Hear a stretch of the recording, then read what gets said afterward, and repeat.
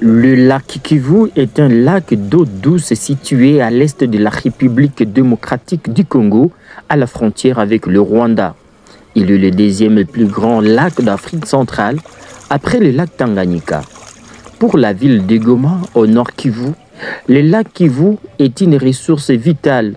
Il est une source d'eau potable pour la population, une voie de transport importante, un lieu de pêche et de tourisme. La ville de Goma compte plus d'1 million d'habitants, dont la plupart n'ont pas accès à l'eau potable courante. L'eau du lac Kivu est donc une source essentielle d'approvisionnement en eau potable pour la population. Cependant, l'organisation Amani Institute s'est lancée depuis plusieurs années dans la lutte contre la pollution des eaux du lac Kivu à l'est de la RDC.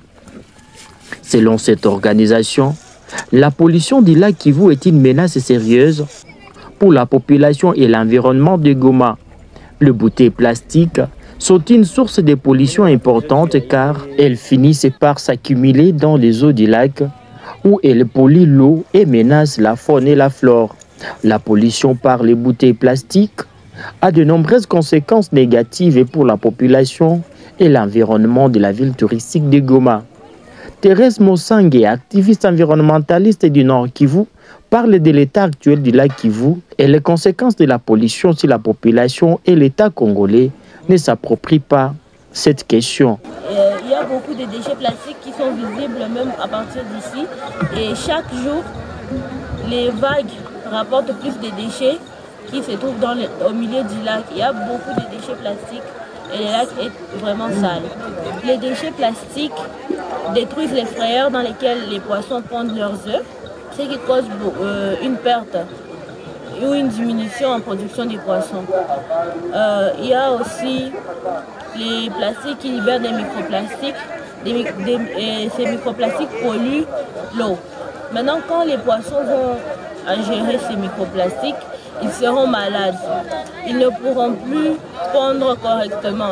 Leur métabolisme sera dérangé et ils ne pourront plus vivre normalement. Il y a aussi plusieurs conséquences, comme pour les hommes. Quand on mange les poissons qui ont ingéré les microplastiques, on tombe souvent malade. Et souvent, ça cause les cancers. Ça cause beaucoup de maladies chez les hommes. Et aussi, les microplastiques qui se libèrent dans l'eau quand les hommes boivent de l'eau qui est sale, l'eau qui vient du lac, ça crée plusieurs maladies d'origine hydrique, comme la diarrhée, le choléra et autres. Dans les lacs Kivu, il y a les gaz méthane.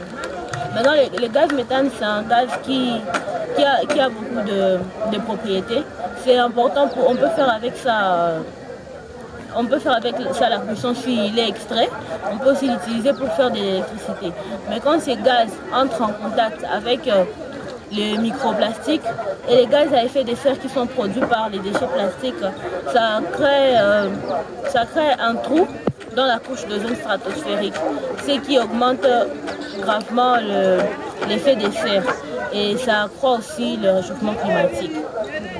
Et tous ces microplastiques qui sont libérés par les déchets plastiques créent des perturbations dans les cycles géochimiques. Par exemple, les cycles de l'azote, les cycles de carbone et les cycles de soufre. Ils sont tous perturbés à cause de ces gaz qui sont émis par les déchets plastiques dans l'eau.